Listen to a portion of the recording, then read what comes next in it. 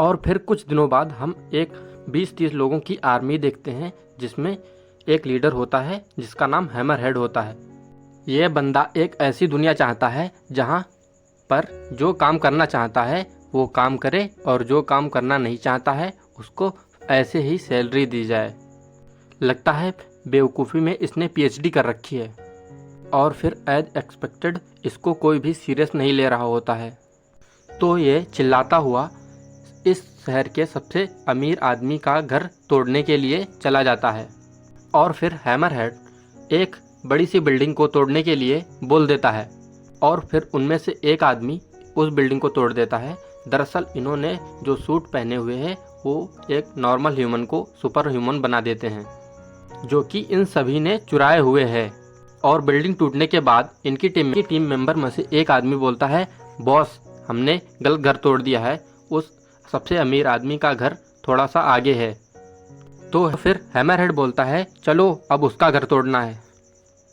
This is part 3 and you can check out part 1 and 2। Hammerhead की गैंग को ख़त्म करने के लिए अपने बॉडीगार्ड को भेजता है और इसका बॉडीगार्ड एक निंजा होता है जिसका नाम सुपरसोनिक होता है। फिर सुपरसोनिक हैमरहेड की गैंग के पास जाता है और उनको समझाता है कि वह ऐसे ही बिना हमला किए लौट जाएं, लेकिन हैमरहेड नहीं मानता है और फिर वो निंजा उन सभी के सर को काट देता है और वो सब मर जाते हैं। और फिर उसके बाद हैमरहेड को भी उसके सर में एक चाकू मार देता है जिससे कि हैमरहेड भी ढेर हो जाता है।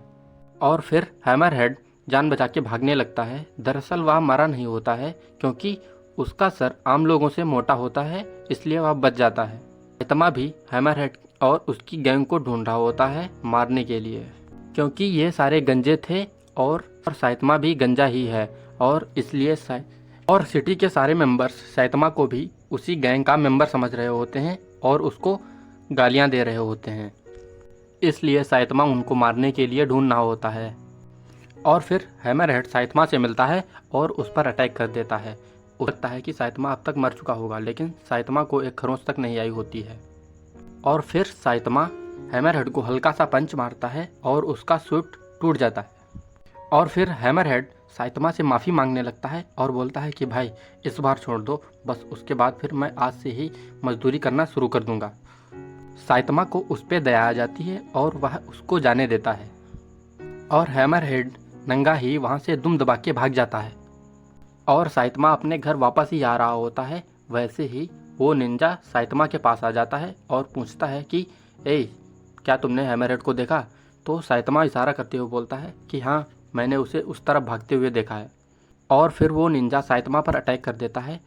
उसको लगता है कि साइतमा भी हैमरहेड गैंग का मेंबर होता है क्योंकि वो सारे टकले थे और साइतमा भी टकला होता है इसलिए। लेकिन निंजा के सारे अटैक्स को साइतमा आसानी से डॉज कर रहा होता है। और फिर साइतमा उस निंजा के वहाँ पे, हाँ भाई वहीं पे, एक हल्का सा पंच मारता है।